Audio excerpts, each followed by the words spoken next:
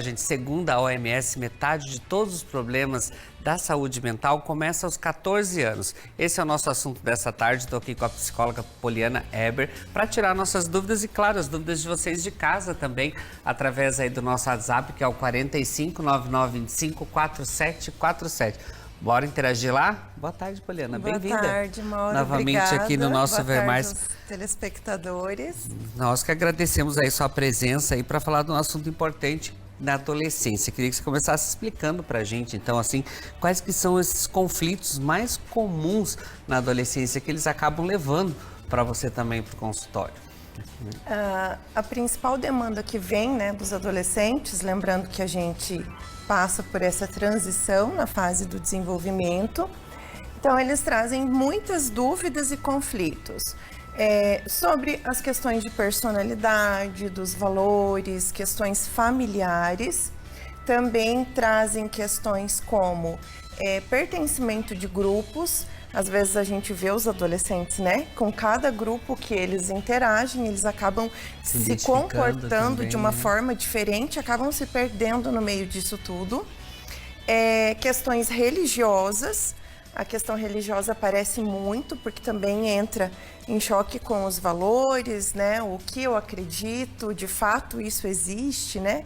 E como eu me comporto a partir de agora com essa questão. Também as questões das doenças, né, Mauro? Que é bem importante a gente falar. Nem tudo é birra de adolescente, nem tudo é porque tem muita mudança acontecendo. Questões de sexualidade também são bem presentes, então é bem importante a gente abrir um pouco o nosso olhar, principalmente para os pais que são de primeira viagem, que estão aprendendo junto com esses adolescentes sobre essa nova fase. E assim, e por que também a puberdade é tão desafiadora? É o fato, de repente, até dos pais, apesar que antigamente era bem mais difícil, né?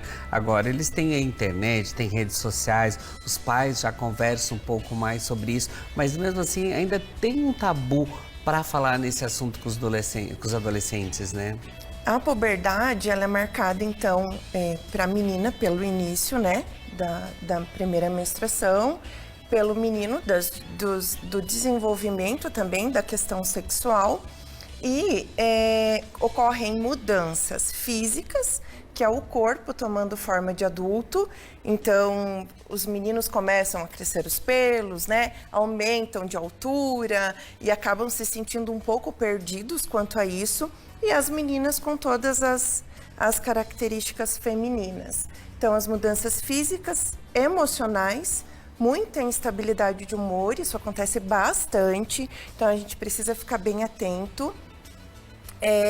E as questões sociais também, que eles apresentam bastante dificuldade, tá? E assim, e como a saúde mental muda durante a adolescência com todas essas mudanças aí? Como eles conseguem trabalhar isso tudo?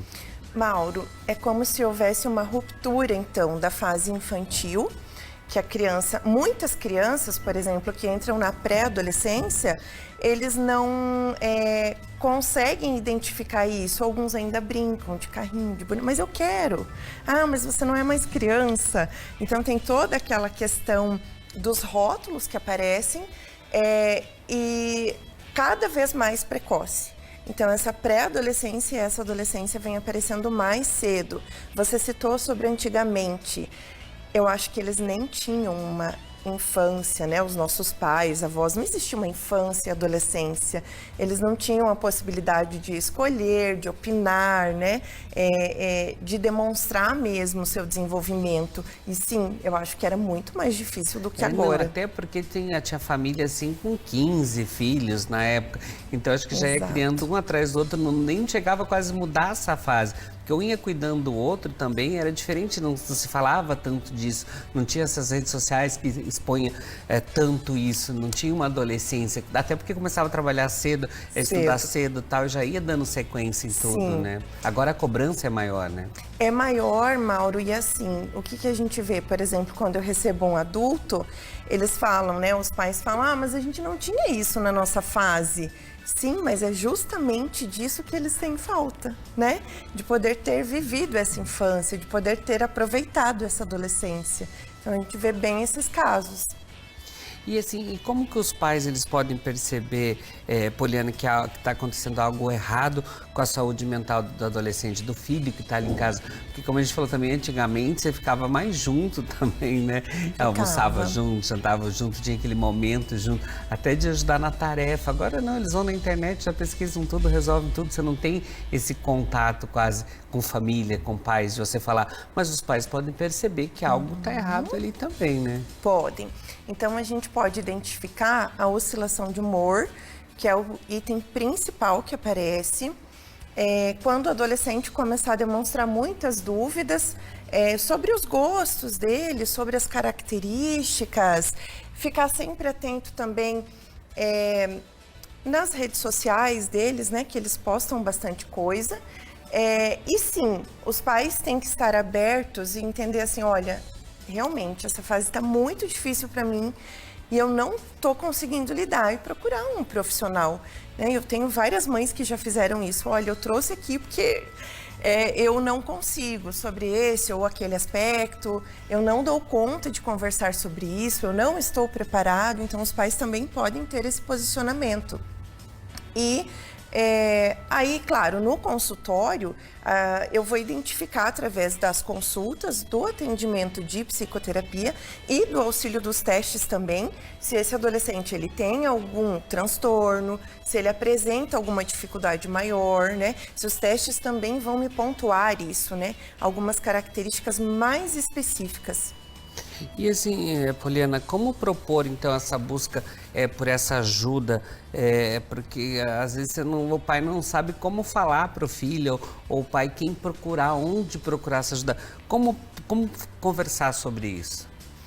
O diálogo ele é essencial, acho que em qualquer fase do nosso desenvolvimento, né? Então, são momentos muito difíceis, desafiadores. Os pais têm essa dificuldade, mas os filhos também têm. Então, quanto mais claro e simples possível, é melhor para ambos, né? Eu acho que olha, vamos levar você para uma avaliação, se você gostar, você continua fazendo a terapia, né? Vamos conversar com um profissional só para tirar a dúvida se está tudo bem, até porque tem bastante risco com pensamentos intrusivos, né? Dos adolescentes, eles estão perdidos nessa fase, né? Que são muitas coisas. Até as questões de orientação profissional também. Eu tenho que decidir agora o que eu vou fazer para o resto da minha vida, né? Então, eles ficam bem aflitos, bem ansiosos, tem bastante estresse. Não, até tem aqueles pais que querem que os filhos continuem a profissão do pai, ou é advogado, é médico e tal, e não é isso que ele quer, né? Ele quer pensar outras coisas, às vezes os pais não entendem isso também, né?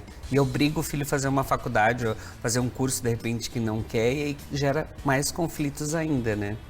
Exato, a gente tem muita liberdade nessa fase, né? E os adolescentes também não sabem o que fazer com toda essa liberdade. Então, os pais, sim, precisam orientar, precisam estabelecer uma rotina e dar abertura para que esse filho, ele exponha o que ele está pensando sobre aquele determinado assunto ou sobre a carreira profissional, né? Isso eu digo de lares que nós consideramos saudáveis. E aí tem aqueles outros problemas de lares de pessoas que não têm um suporte, não tem como recorrer à ajuda, ou que tem até a questão do abuso, né? Então, a gente está falando mais desses lares que encontram dificuldades da adolescência. Mas assim, então, sobre esses conflitos com os pais, Poliana, são bem comuns nessa fase da adolescência, né? Que dicas que você daria para os pais lidarem com isso? O que eles poderiam fazer até para ajudarem ele e ajudar os filhos também a entender esses conflitos todos?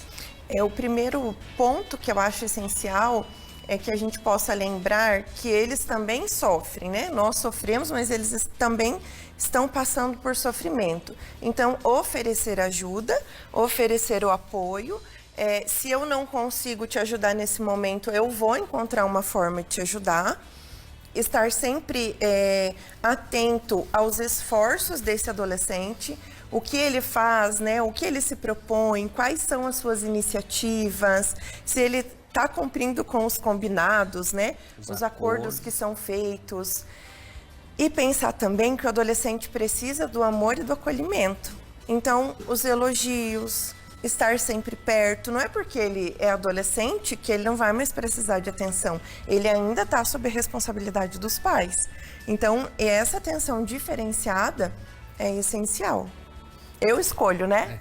Os pais escolhem quais eles serão durante o dia com seus filhos. Eu tenho essa escolha.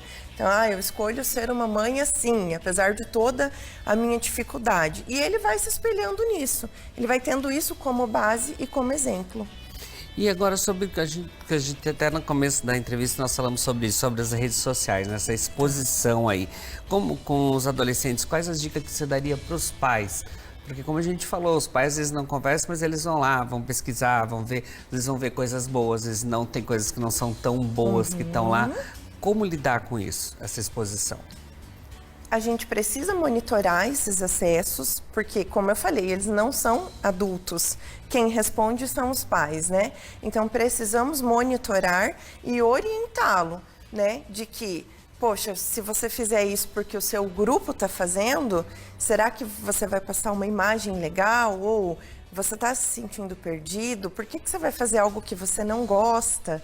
Você consegue identificar se isso faz parte de você, da sua essência? Né? O que você quer com essa exposição, né? Exagerada, que a gente chama? Um certo nível de exposição sempre vai existir. Mas quando isso ultrapassa, aí a gente tem que ter um olhar um pouco mais diferenciado. E assim, o que você tem percebido muito no consultório, Poliana? Até após essa pandemia, que foram 2 anos assim, os adolescentes mais junto com os pais, mas os pais não sabendo administrar, porque era muita informação, às vezes deixava ficar à vontade para não se incomodar. Como que você vê isso para o consultório? O que levaram para você? Muita questão de transtornos de ansiedade, né? A questão de depressão também. Se já existia um isolamento ou uma dificuldade de eu entrar para esse grupo, de eu criar novas amizades, isso aumentou num nível surreal, assim. Eles se fecharam mais, eles ficam mais introvertidos, têm mais resistência de expor o que pensam, porque no computador, na rede social, é tudo mais fácil, né, Mauro? Então, esse contato presencial, ele se torna um pouco mais difícil. E aí, eles apresentam sintomas diversos, desde um transtorno de ansiedade até um transtorno de personalidade. Nós não definimos transtorno de personalidade na adolescência, mas a gente consegue identificar os sinais, né? Então, as características, os sintomas, para poder ajudar esse adolescente. Ajudar os adolescentes e ajudar os pais também, né? Porque como a gente falou, às vezes os pais estão um pouco perdidos ali, não sabem como lidar, o que está acontecendo, essas mudanças, sabe? Porque quando eu era adolescente não tinha isso não existia, isso é frescura. Não é bem assim. São mudanças que estão acontecendo ali, então não é frescura, tem que entender, saber e procurar ajuda também, né, doutora? Com certeza, essa fase, eles também tá vindo de uma forma muito precoce e os pré-adolescentes e os adolescentes também sofrem com isso. Então, gente, não vamos sofrer, vamos conversar, vamos saber o que está acontecendo. Os pais que estão assistindo a gente aí, você mesmo, adolescente, percebeu que está diferente, peça ajuda, fala com seus pais que gostaria de ir para um profissional, conversar, tentar entender, que às vezes você não consegue falar isso abertamente para os pais, mas tem quem pode ajudar. Gratidão. Obrigada pelo convite. Bom.